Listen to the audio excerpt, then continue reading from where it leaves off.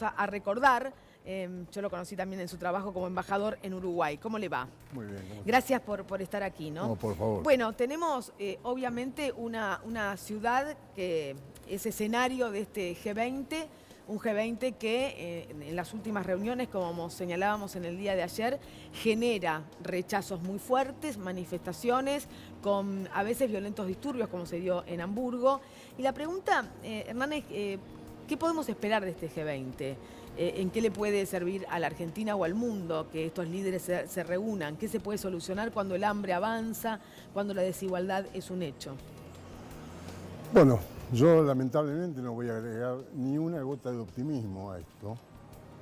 Este es un intento ya fracasado, de gobernanza mundial. Durante el siglo XX comenzamos con la Sociedad de las Naciones en el año 1919, después de la guerra. Luego siguieron las Naciones Unidas en el año 1945, luego de la Conferencia de San Francisco. Y a partir de ahí ha habido otros intentos, todos fracasados. Las Naciones Unidas hoy son más un sello que una realidad. Han hecho muchos avances en materia de derechos humanos y demás, pero en lo que hace a lograr la paz, la seguridad internacional y una distribución más equitativa de la riqueza a nivel mundial, ha fracasado. Este grupo, que era originalmente el grupo de los 7, sí, hasta el año 98, 97, que se inician las crisis en el Asia, en Turquía y después en Rusia, ahí se amplía en el año 2008, primero una cumbre de ministros. así es. De ministros de finanzas de 7 países, de los 7 países desarrollados del mundo. A partir de ahí, en el año 2008, como un intento, digamos, de darle mayor representatividad a esta reunión, se transforma en una reunión de jefes de Estado y se incorporan una serie de países más, entre ellos la Unión Europea, algunos países de Sudamérica, y se conforma este grupo de los 20. Desde entonces hasta hoy ha habido 13 reuniones, del 2008 al 18 hay 10 reuniones que se han realizado anualmente y los resultados no son perceptibles, salvo haber logrado superar la crisis financiera de 2008, que obviamente se superó beneficiando a los que le habían causado, es decir, a los bancos y a la especulación financiera, que terminó poniendo en riesgo la economía mundial y destruyendo la vida de muchos que perdieron todo, menos los bancos.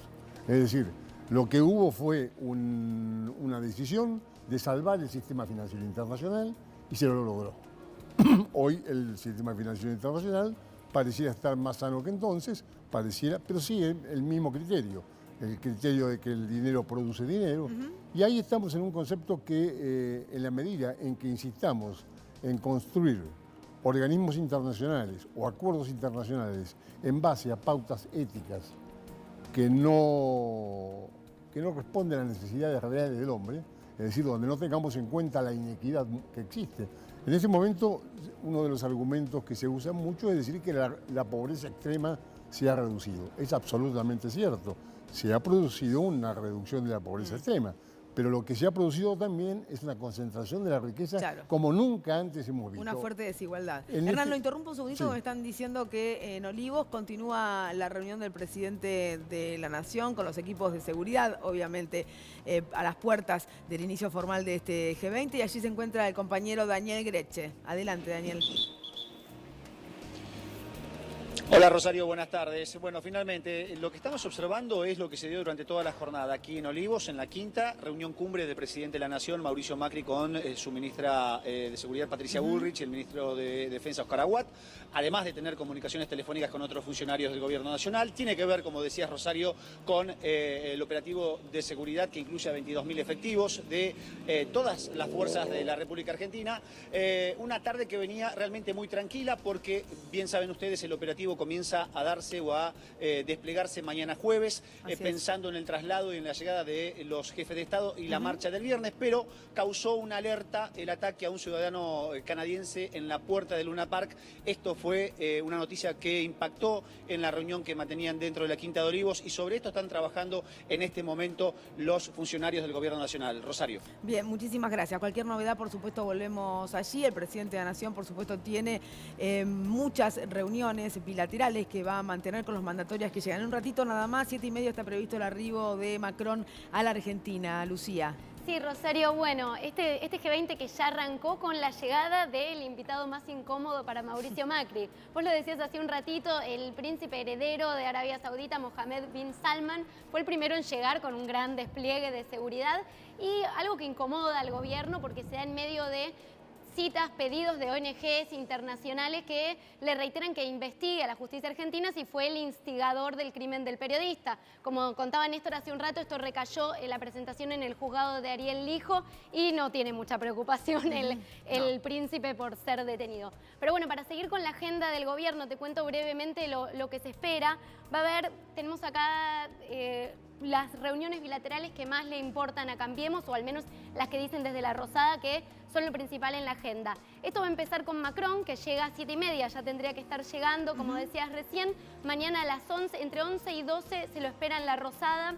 Va a tener una reunión con Macri, que lo que se espera que reflote es el tema del acuerdo del Mercosur con la Unión Europea. Pero también se dice que bueno, se van a firmar distintos convenios bilaterales. Un Macron que está en su peor momento en Francia, en una crisis grande, que llegó posicionado como un funcionario, un dirigente que pretendía hacer la renovación en Francia y ahora está enfrentando los chalecos amarillos en este momento, Macron. Está, claro, bueno, un Macron en crisis. Después, bueno, el viernes temprano se espera la reunión con Trump, que en agenda dicen en La Rosada que se va a hablar, bueno, de acciones conjuntas en la triple frontera, del tema de Venezuela, pero lo principal con Trump, por supuesto, va a ser la foto. También gran expectativa por la reunión con Xi Jinping, que va a ser la última, lo tenemos por allá.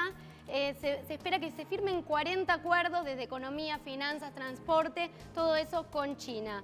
Después, bueno, también lo veníamos contando hace unos días, se habla de la reunión bilateral con Theresa May. ¿Existirá esta reunión oficialmente? ¿Cuánto recibirá Theresa May a Macri? Ella no va a ir a La Rosada. Se espera que se cruce un poquito tiempo durante la cumbre. Vamos a ver si esto es como lo están diciendo en el gobierno y sucede. Después, bueno, Putin se va a juntar con Macri el sábado a la tarde. Esa va a ser la cumbre entre ambos. Y con Alemania se esperan acuerdos con Merkel, también distintos convenios internacionales. Eso es más o menos la agenda, las principales reuniones bilaterales de Macri. En total van a ser 17, pero estas son las más trascendentes. Gracias, Lucía. ¿Puede Hernán, la Argentina, en este marco de estas reuniones bilaterales, obtener lo que pretende?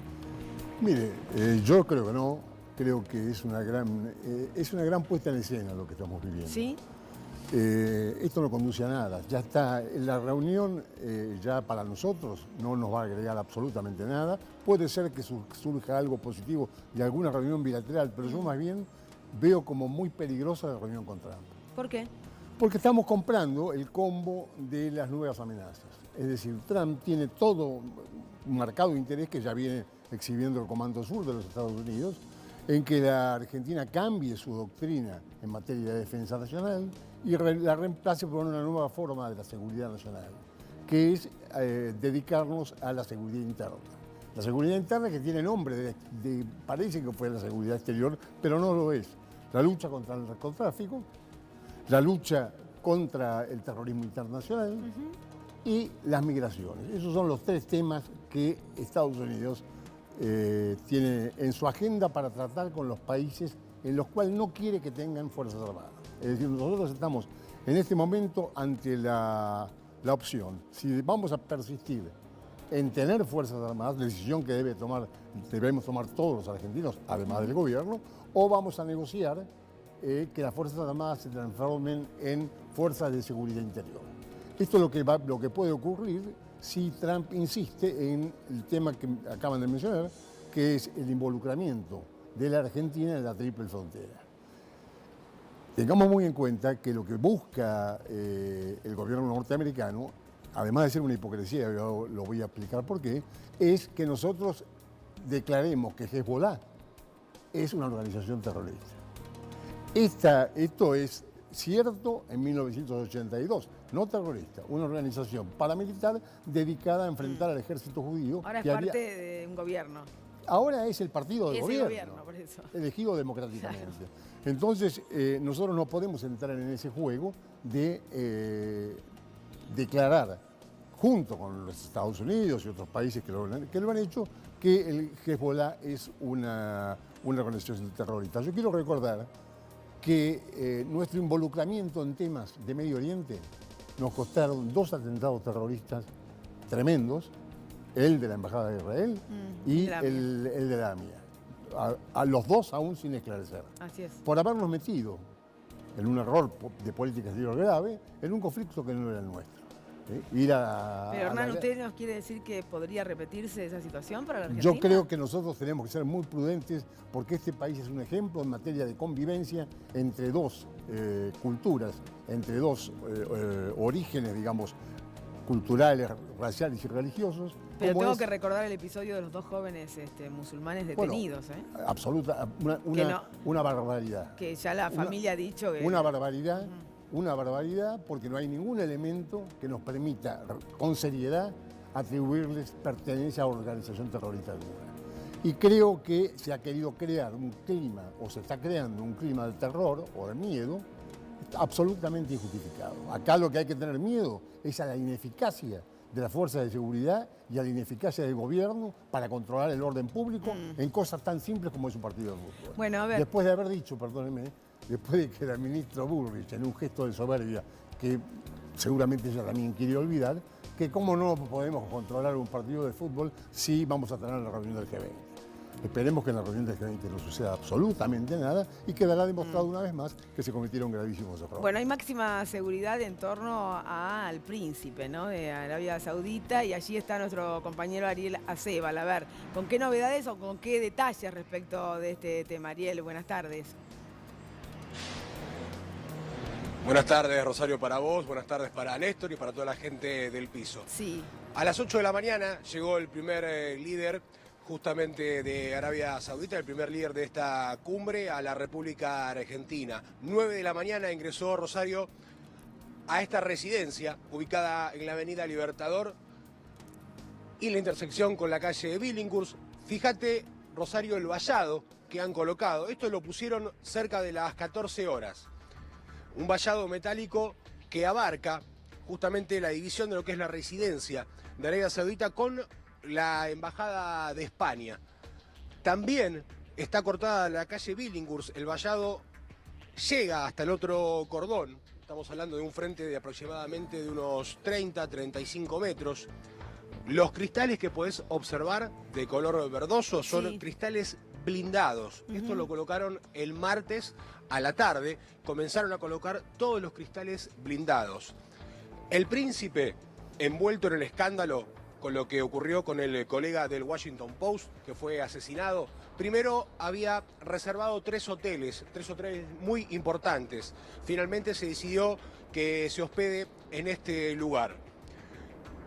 Como se conoce, el príncipe justamente es una persona que le gusta salir, recorrer, que le gusta, por decir de alguna manera, la noche, y le dijeron justamente que se quede en este lugar, que evite salir, ya que está aquí en territorio de Arabia Saudita.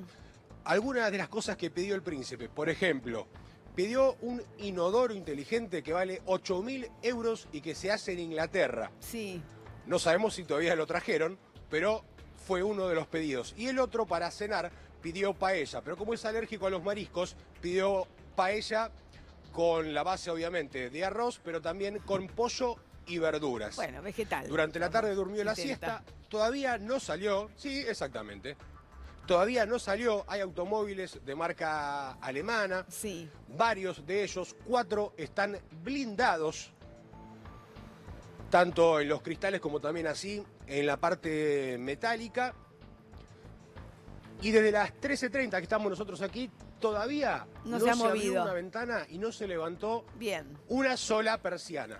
Bien, Ariel, no, cualquier novedad... total, es un castillo impenetrable. Claro, esto. bueno, cualquier novedad o movimientos. Estamos atentos a tu llamado. En realidad todas estas cuestiones de seguridad no son diferentes a cualquier otro de los líderes que vienen, cómo se mueven en realidad con autos blindados, con seguridad propia, con cuestiones que traen a cada uno de los países que se mueven. Es interesante, digo, saber qué pasa con cada uno de los líderes que viene, porque tienen sus problemáticas en el medio de este G20 que, como decía Hernán, quizás no sirva absolutamente para nada, pero que hay que conocer de qué países estamos hablando o qué interés o qué beneficio le puede traer a la Argentina si hay acuerdos o no bilaterales concretos, Agustín. Sí, tal cual. Acá tenemos la situación de Arabia Saudita, que es, te cuento un poquitito, más allá de lo que venimos hablando del G20, los acuerdos y las cuestiones que se van a tratar en particular, como venimos explicando globalmente, no es mucho lo que va a haber que esperar de la reunión, pero sí las reuniones bilaterales son importantes. El caso de Arabia Saudita es particular. Hace un rato yo te contaba, todas las economías son muy diferentes que van a participar del G20. El caso de Arabia Saudita es la segunda economía del mundo que tiene las mayores reservas de petróleo. Claro, la segunda, la primera es Venezuela, la segunda es Arabia Saudita. Y cuando uno mira los indicadores macroeconómicos de Arabia Saudita, encontrás algo bastante ordenado, digo, para darte alguna referencia y comparar con alguna de las cosas que tenemos acá. Hace un rato te hablaba de la deuda de Francia. Arabia Saudita tiene una deuda en relación al PBI de 17%, muy baja, muy baja. Argentina mirá qué hoy, diferencia, ¿no? Claro, Argentina después de lo que pasó en los últimos años acá, estamos en 80, reciente marcaba que Francia está casi en 100, 98,5, un nivel de deuda muy baja. Claro, los ingresos que tienen de dólares por el petróleo generan esta situación. Después tiene algunas particularidades, una tasa de desempleo baja, 6%. Acordate que Argentina ya está acercándose a los 2 dígitos, casi al 10%. En el caso de Arabia Saudita es baja. En términos de crecimiento viene en una situación relativamente estable el último tiempo. Y la inflación, de la cual tanto hablamos en Argentina. Argentina hoy lidera la inflación después del caso de Venezuela, que está descontrolado. Somos la inflación más alta del mundo. Bueno, Arabia Saudita tiene un registro de inflación muy similar a los que se observan en el mundo. El último dato es 2,4% anual de inflación. O sea, las variables macroeconómicas... O sea, un país rico que vive muy bien, digamos. Un país rico que vive bien, tal cual, con esos registros controlados, pero bueno, tiene esta situación atrás, ¿no? Es el segundo país con más reservas de petróleo convencional, ¿sí?, en el mundo. Cuando digo convencional, porque acá en Argentina hablamos de vaca muerta, del petróleo no convencional, no. Claro. De pozos petroleros convencionales, el segundo país del mundo, y esto le permite tener este orden en estas variables que te acabo de describir. Gracias, Agustín. Hernán, digo, con todos estos detalles de cada una de las realidades de los países y los líderes que llegan a la Argentina, a pesar de los que G20 no toman medidas concretas, digo, ¿le puede servir a la Argentina para algo? ¿Pueden llegar inversiones con los chinos si hacemos acuerdos bilaterales o si con Alemania o con Francia? A ver, primero, esta reunión cuesta 100 millones de dólares. Sí. Todos los paga la Argentina. Así hasta es. el inodoro del príncipe. El Por eso inodoro lo del pidió. príncipe, claro. Porque si no, no lo hubiera pedido, lo hubiera Lo traído. había traído, claro. No, pidió el inodoro. No sabemos si lo conseguimos, pero seguramente... No se lo consigue. se Yo habrán creo, conseguido. además, quiero marcar una cosa, es absolutamente incoherente con la política exterior más importante de la Argentina, que es la de haber defendido los derechos humanos y haber juzgado a los responsables del genocidio en la Argentina por los tribunales de justicia, que tengamos como invitado y como huésped de este país a este personaje. Este personaje es denunciado por la CIA como responsable del asesinato en el consulado de Arabia Saudita en Turquía, de un periodista del Washington Post de nacionalidad saudí. No solamente el asesinato, su descuartizamiento, y algunos sospechan que su cuerpo ha sido tirado en ácido para dispersarlo. Es decir, este personaje no tendría que estar en la Argentina. Y el presidente argentino no debería recibirlo, ni compartir con él nada. Porque es la expresión... ¿Tiene potestad para hacer eso como integrante del ¿Cómo G20? no? ¿Le puede decir no Sí, quiero sí, que vengas a mi quiero país? que venga, mande otro. Este no es el rey de Arabia Saudita. No, es el Por lo príncipe. tanto, o viene el rey o que venga un hermano del rey. Pero no este tipo que está acusado de un crimen atroz. La otra cosa fundamental, Arabia Saudita, y ahí está la gran hipocresía de Estados Unidos, Arabia Saudita es reconocido como el país que financia, con sus recursos, entre los cuales está el petróleo, el terrorismo islámico en sus manifestaciones más brutales. Esto lo sabe todo el mundo, ¿no es cierto? Sin embargo, es tratado por los Estados Unidos como uno de sus aliados, el más importante probablemente luego de Israel, en el Medio Oriente. De una vez por todas hay que sacarles la careta y ser conscientes que estos señores son los que financian el extremismo islamista y los responsables de todos los atentados terroristas cometidos en el mundo por el terrorismo islámico que los países de Occidente dicen combatir. Porque además es el gran comprador de armas de los Estados Unidos y de todos los países que venden armas. Es decir, estamos en un caso de hipocresía tan brutal que el propio presidente de Estados Unidos, Donald Trump, dijo hace 2 o 3 días que él no creía las versiones de su propia agencia de inteligencia que decían que este señor que está acá en la República Argentina y que se va a sentar a la mesa con el presidente argentino y con otros presidentes democráticos, este señor no tenía nada que ver con el atentado. Bueno, entonces creo que esto hay que decirlo y esto es el peligro de enredarnos en conflictos que no tienen nada que ver con nuestra historia en materia de política exterior y que además nos pueden llevar a consecuencias como las que pagamos durante la década del 90 con los 2 atentados. Ahora, usted me pregunta si nos va a dejar algún beneficio. Sí. Y dependerá de la capacidad diplomática de... ¿La tenemos? Por eso ahí de eso voy. No, yo tengo mis serias dudas. Si vamos a medir la capacidad diplomática por lo que ha venido sucediendo con la Argentina en los últimos 3 años, la verdad es que tengo muy serias dudas. ¿No cree Muy que... serias dudas. ¿Sí? Y nos hemos retrocedido de manera muy grande en materia de autonomía. Pero además hemos retrocedido mucho, y esto es una desgracia para todo el continente sudamericano, digamos, en el proceso de integración. Nosotros tenemos que tomar conciencia que solos en el mundo no somos absolutamente nada.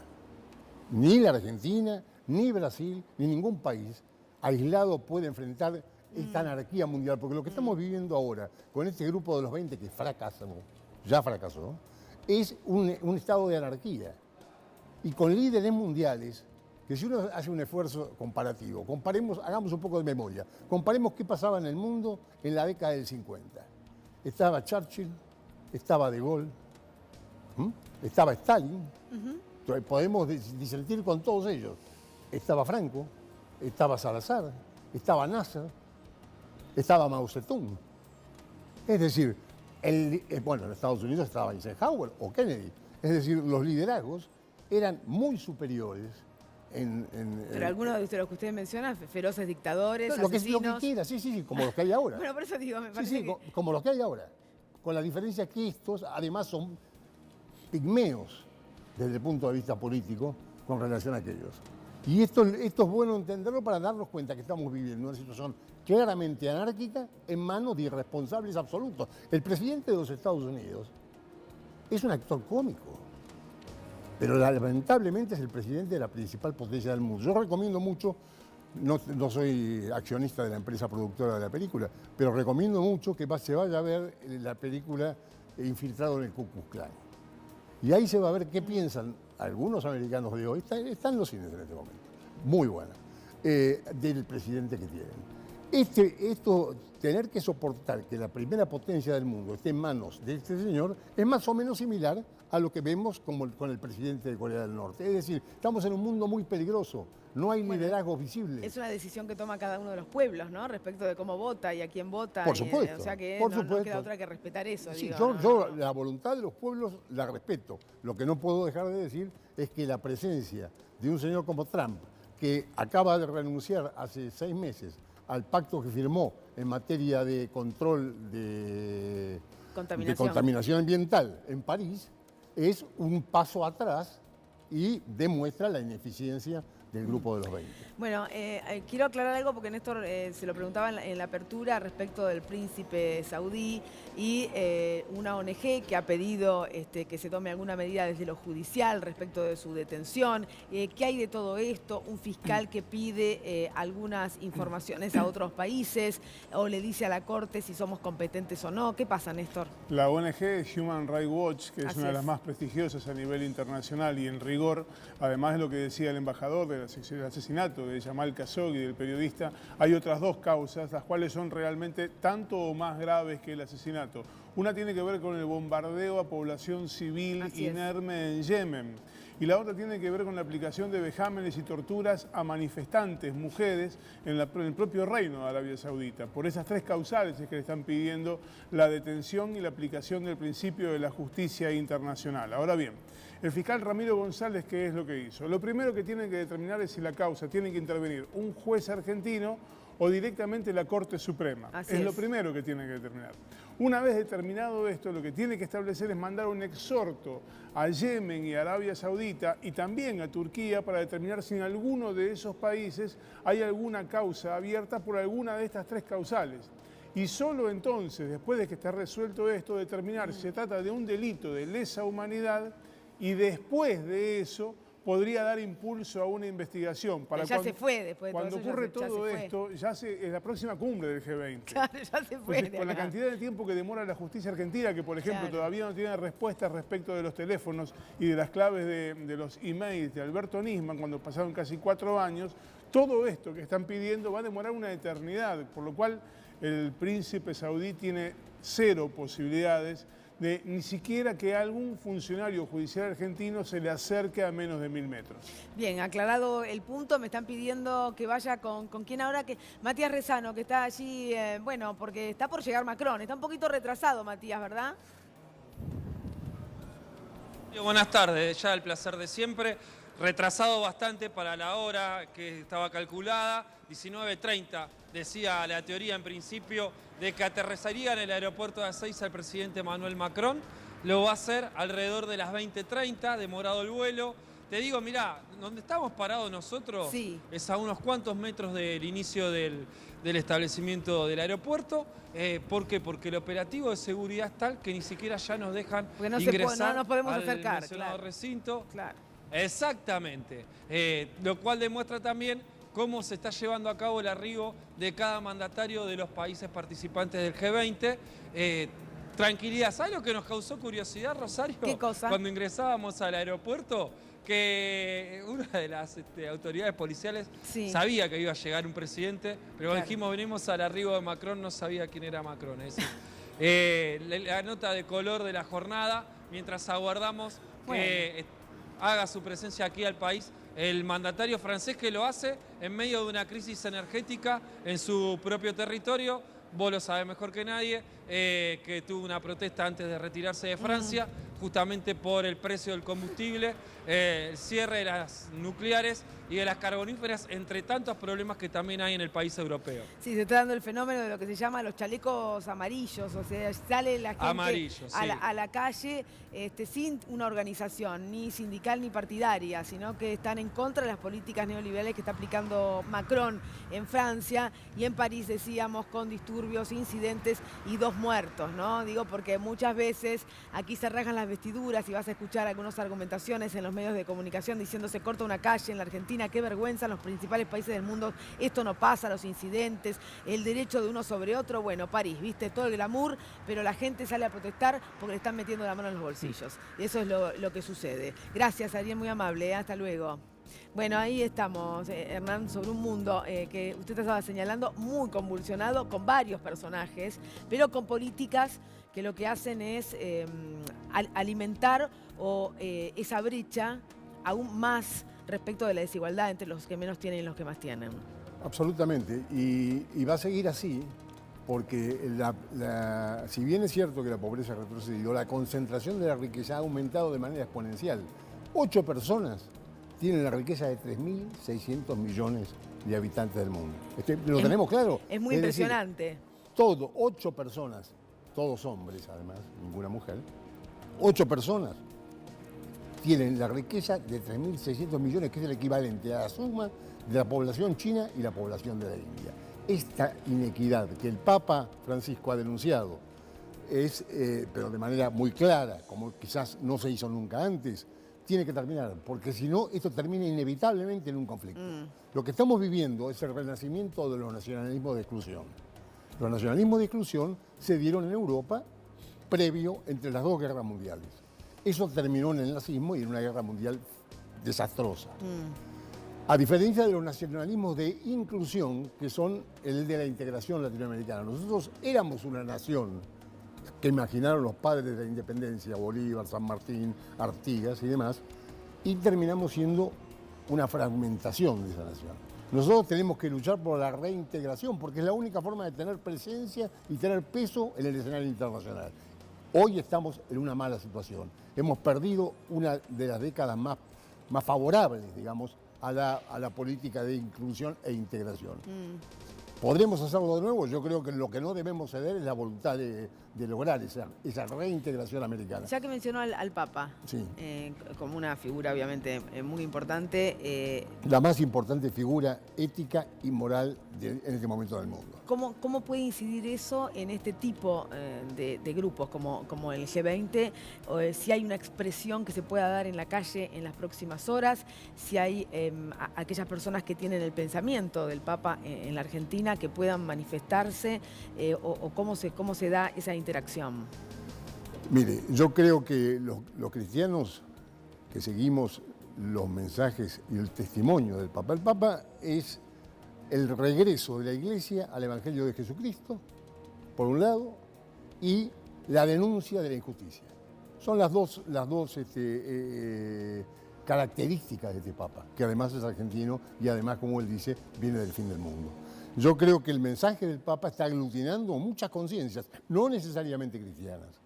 Los movimientos populares que se reunieron en Bolivia, en Brasil y en Roma demuestran que van más allá de los límites de las nacionalidades y las religiones. Es decir, está expresando el sentir de pueblos que no resisten más la opresión de minorías oligárquicas, escandalosamente ricas y viviendo en situaciones de pobreza insostenible.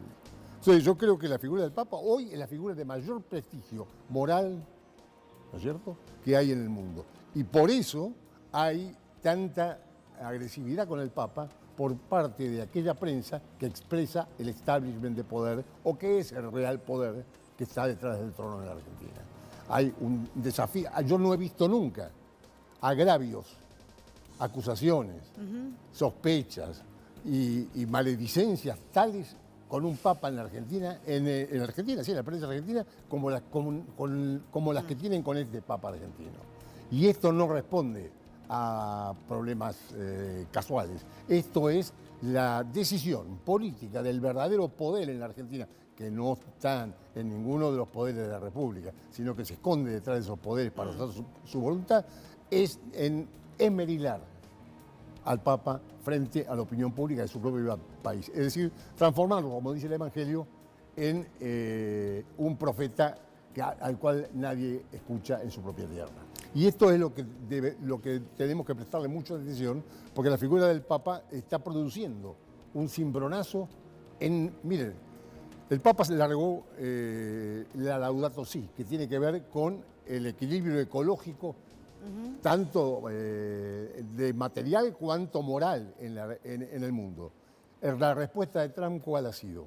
Retroceder y decir que todo ese cuento, así lo califica, como un cuento al cambio climático y las razones del cambio climático. Él va a seguir haciendo lo que quiere. ¿Cómo responde el poder económico al discurso del Papa? Con agravios, ignorándolo no, contradiciéndolo. No, claro, pero vamos a seguir haciendo lo que estamos haciendo. Exactamente. No pensamos mejorar Entonces, absolutamente creo que nosotros debemos tener conciencia de que el liderazgo de Francisco es un liderazgo que merece ser sostenido, porque es un liderazgo que está desafiando a los poderes que se esconden detrás de las formalidades de presuntas democracias, porque usted me dijo que lo vota el pueblo. Yo viví 5 años en los Estados Unidos y por lo tanto como embajador ante no es obligatorio el voto en los Estados Unidos. No solamente no es obligatorio, sino que el presidente es elegido por un porcentaje mínimo de la población. Eso es cierto. Por lo tanto, si eso expresa la voluntad del pueblo americano, no lo sabremos nunca, porque las elecciones... No lo sabremos, pero el sistema que ellos eligieron para ellos votar. no lo eligieron.